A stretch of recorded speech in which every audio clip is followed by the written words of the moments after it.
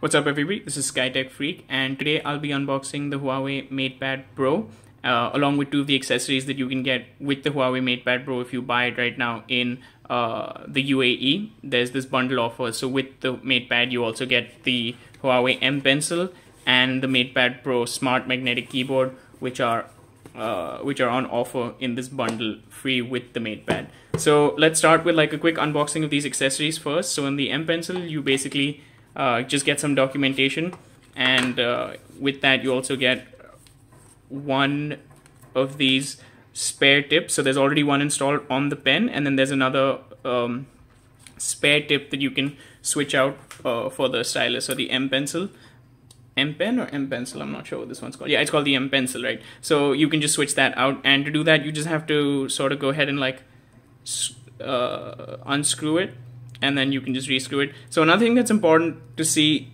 in the pencil is that you can see there's a small gap between the pencil and necessarily the tip, and it'll only register a touch input if the gap closes. So you need to like sort of press, like just tapping won't help, you just need to press it a little bit more.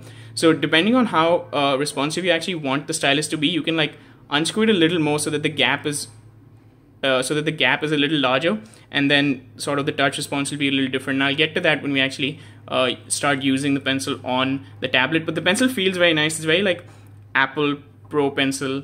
I think there's really no getting around the fact that Huawei takes a lot of more than a little inspiration from Apple's iPad Pro series, whether it's with the pencil, whether it's with the tablet itself, or like with the Smart Magnetic Keyboard. But yeah, so again, this pencil is really interesting. It's a very good stylus. I've used it now. I've been using this device for a few days. The only way to charge it, and it does work through Bluetooth. The only way to charge it is sort of attach it magnetically onto the tablet, and I think it's only compatible with the MatePad Pro. I'm not actually sure if it's compatible with any other devices. I don't think it's compatible. It might be compatible with the Huawei MatePad M6 or the MatePad Non-Pro or something like that, but I'm not entirely sure. I do know that it obviously charges automatically, or charges using the MatePad Pro.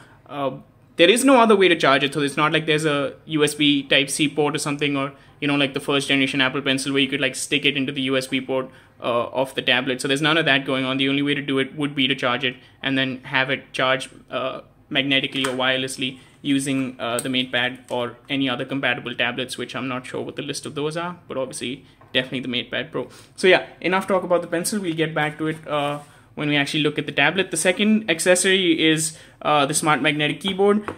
The box or the unboxing of this is a little less interesting. There's not really that much going on. Here is the keyboard. All you can really get with it, let me just take that out. All you can really get with it is some of the documents which actually come inside. So I think we can just slide out this keyboard case, take all that to the side, and then inside where you would normally put the tablet, there's your documentation, but there's nothing else really, so it's nothing that interesting to look at. Let's just move all these boxes out of the way, and then we can take a look at the Smart Magnetic Keyboard itself. So this is actually the back side of it, because as you can see there's a cutout for the camera. So the way it would actually work is it would attach, your tablet would attach magnetically to this, and then there are two sort of angles that you can put it on. So it could either rest on this first divot or on the second divot, and then based on that it could be either closer to 90 degrees or more slanted.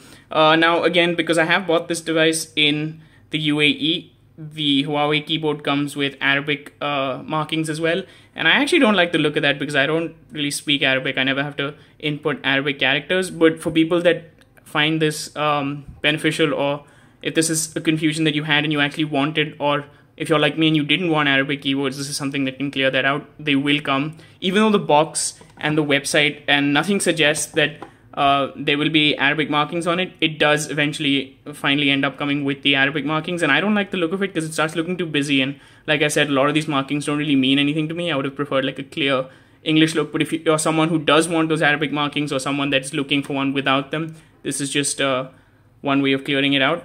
But otherwise the case feels really nice. This is like it's sort of like a cloth texture, but harder than cloth.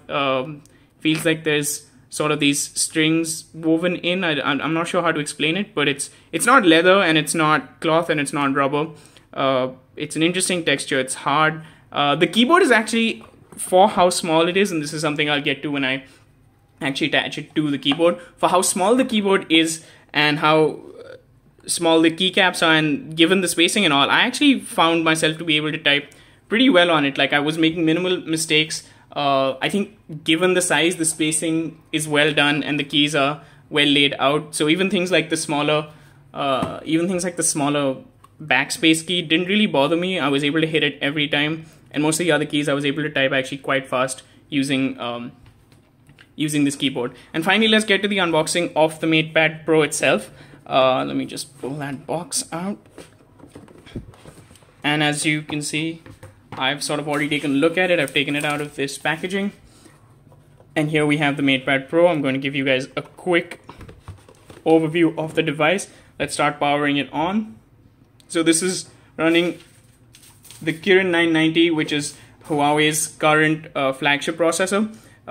Here we have the 8 megapixel camera.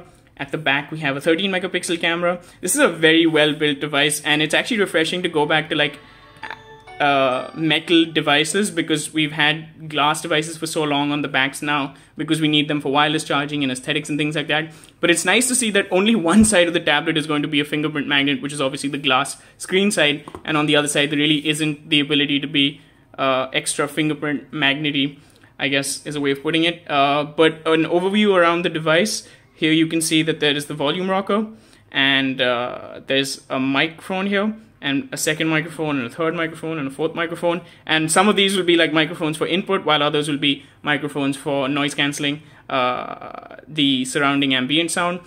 Now, there are quad speakers on this device actually, and all four fire. These aren't like the trickery that a lot of smartphones tend to do, where they'll have like speaker grills but no actual speaker within it. These are actual quad firing speakers, and they're actually really loud. So I was really impressed by the audio quality of this. So on this side of the device, you get 2 of those quad speakers and the USB-C. At the bottom here, there's nothing except your SIM card and nano SD card tray. Now that's interesting because the version I have right now is the 256 4G LTE 8 GB RAM version of the Huawei MatePad. So it has 256 GB of internal storage, 8 GB RAM, and it accepts 4G SIM cards and has LTE capabilities. There's also a 6 GB version that does not take any SIM cards, but you'll still have this tray because it does still support Huawei's proprietary nano SD card memory expansion. And these nano SD cards are only sold by Huawei, and then they're a little more expensive also because they're proprietary. It's something like the PS Vita, if you remember, that their SD cards were also proprietary. But yeah, so even if you don't get the LTE version, you'll still have this slot so that you can use those nano SD cards, which, to be fair, are the exact same size as nano SIM cards. And then on this side, of course, you have the power button, and we have the other 2 of the 4 quad speakers. Now, as far as specifications go, this is a 2K display. It's a 10.8 inch WQHD display. So it's a really high resolution. It's much higher than 1080p, and the screen really looks great. Now, it's not an OLED panel, but I don't think that takes away from the fact that it has really punchy colors. Blacks are maybe not the deepest they could be, but everything else really stands out. And I think even as far as brightness, etc. goes, this is a really, really strong panel. One thing that I do notice, and this is something that's going to happen if it's not an OLED panel, with cutouts, is that there is some decoloration around the camera screen, and it doesn't seem like much, but it does catch your eye every now and then. It feels like something's blurred or it's just a little darker there. And so yeah, that's an overview of the device. Now let's actually just put everything in and set the device onto the magnetic case. Now I'll show you how that actually happens. So as you can see here, all you have to do is line the camera up to that camera punch hole, and it really snaps on magnetically pretty strongly. And then you can either have it, like I said, at this angle, or you can then have it at this second angle, and the keyboard then just starts to work. So you can type in something like the quick brown fox. Again, I'm looking through the screen, so my typing's not the best, but I have told you that the typing is really, really accurate with that. I wouldn't be saying that if I felt that it wasn't necessarily true. Again, the caps lock key has a light, but the keyboard otherwise isn't backlit in any way. And also, when it's not connected to one of these 2 divots, the keyboard will stop functioning. So right now I'm trying to type and it's not clicked on to one of these two versions, even though it is still attached to the keyboard, it's still attached to the tablet, it's still not going to work. You have to have it sitting on one of those two angles for the keyboard actually to register. And again, both the pen and the keyboard work magnetically. So if you, work through Bluetooth. So if you turn off Bluetooth, you will not be getting any inputs. As you can see, this is what the pen looks like on it. And this is just the functioning of the pen. I will be taking out like a small quick review of this as well, and also in that review I'm going to be talking about how to get Google Apps. So one of the biggest things that is a concern every time you have a Huawei device is how will I be able to live without Google Apps, so if it's really possible to use an Android device without Google Apps. And I think for the most part, if you are pretty savvy in terms of like downloading APKs and things like that, and I think they also give us in this bundle, I got a guide on like how you can find apps, and there's this new app called Petal Search which will let you like source APKs from developers that are providing their APKs for free or their apps for free and things like that. So there's a lot of workarounds. The Huawei app gallery is actually not that impressive, so if you think that you'd find all your apps on it, you're a little bit mistaken, because except for like the really big, really popular apps, Huawei hasn't been able to like source a lot of these developers to move to their app gallery and put their APKs there or put their apps there. But like like you can see, I have Google, Gmail, and I've even managed to get Assistant to work without any problems. So basically I have all the apps running. I can open up Play Store real quick and show you that Play Store is something that I've been able to install and it's working perfectly. I can install an app no problem. So I'll be making a video about a full review of this device, and then also in that full review I'll be talking about how you can install Google Apps, or I might just make that as a separate video. But if you guys are interested in more content on this device, hit the like button if you like the video, and subscribe if you want to see more videos like this. That's all for the unboxing and quick first impressions of the Huawei MatePad Pro. As you can see, I just quickly set that on here so you know that it's charging now, and that's what I was talking about. This is the way you charge it. But yeah, all you have to do is turn this flap down and the device will lock itself and go into sleep. And I will also now see you in the next video. And like I said, like and subscribe if you enjoyed the content, and look forward to more Huawei MatePad Pro videos. Thank you.